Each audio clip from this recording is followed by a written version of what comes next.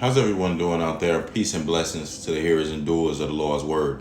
This is The Awakening, and I'm Super Solican. I want to go ahead and talk about something. I just want to talk to the people about something that's very important, something that's very meaningful to God, something that's meaningful to us as well, and that's marriage and relationships. Marriage and relationships between a man and a woman. This is and I say marriage, but I want to speak of really concentrate on what is marriage and what consummates marriage. Like what makes a marriage official? Like what is that makes a marriage an official thing? Like what to God? First of all, what is the connection to one another? What creates that connection, and what is, under God's eyes, the thing that consummates and officiates a marriage? Like in the Bible, do you find any marriage ceremonies? Like just go look in read the Old Testament. Like for those of us who've already read it and read every book in the Bible, we know. But go ahead and read the Old Testament for those who don't. You'll find out that there have been all of the men, like Abraham.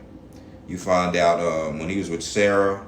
You find out Isaac, David and Bathsheba, David and all of his previous wives. Like you can really go down the line and figure out, you can't show me not one instance where it showed a marriage ceremony.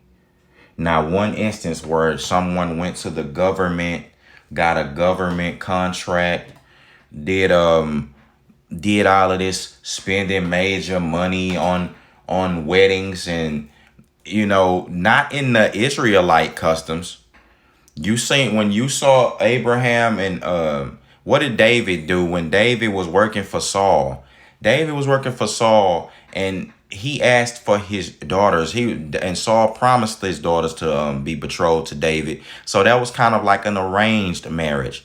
But when David got his wives, once he finished his work for Saul, and Saul he was able to get his wives, what he did to consummate the marriage was they had sex. They made love, or whatever you want to call it. That's what happens. That's what creates a marriage and the union, the spiritual union between men and women. It's the physical joining between your body. It doesn't get any more intimate. A marriage ceremony, you speaking out your mouth saying, I'm going to do these things. We all know that doesn't matter because people don't honor their vows. It'd be a joke. They lie in front of the whole congregation of people. That's just a joke. But what we do know is that when you have sex with someone, that's no denying the exchange. Even with condoms on, it's still a spiritual exchange that goes on there. That's why men shouldn't be yoking yourself to prostitutes. And, a lot of women, you shouldn't just be letting a lot of men into your body, into your vessel. You are an intake vessel, and you take on different spirits and different traits and DNA for men when you do that. That's why sex is a very important and powerful thing. It is what consummates the marriage.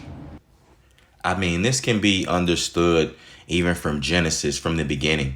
And it says, at the beginning, the Creator made them male and female and said, for this reason, a man shall leave his father and mother and be united to his wife, and the two will become one flesh. When Adam and Eve was on the earth, who was going to be there to go hold a marriage ceremony?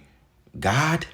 He was going to be the one who conducted the vows and all that? Nah, that didn't happen. Who was the witnesses around? The animals? Oh, yeah, that was the best man, was David's sheep. Come on, I mean, was Adam's sheep? No, None of that went on. What made them one flesh was when they first of all, was their commitment to each other. It was only them, and the consummation of, in the joining of the one of two bodies into one flesh, and that's a man entering a woman. You understand? Those two being intimate. Then the spirits will get to meshing at the same time. The DNA will enter the woman. The man will be inside the woman, and these personalities will get the meshing. It'll be a spiritual exchange going on, and you will see those two become closer. That's just how it is. Running to the court, getting marriage licenses, like I said, wasting time and money on these big old weddings, and speaking vows that you don't even mean. That doesn't mean anything. That's not powerful at all. There's nothing that goes on there. What goes on there except the government getting involved into your marriage? I don't even think that's a good thing. Like, you shouldn't even involve them in that. It's not about money and assets. It's, do you love this person? If you love a person, that's why you have so many women who they'll be sleeping. They'll never get over their ex-boyfriend or something like that, but they'll go get with another guy for stability and, for his resources and stuff like that. But they're already tethered and tied to another man. Some of y'all are dealing with women like that. And men, some of y'all dealing with men, who already has he already has a wife. Like, some of you guys, y'all already have wives, man. It's called your baby mama.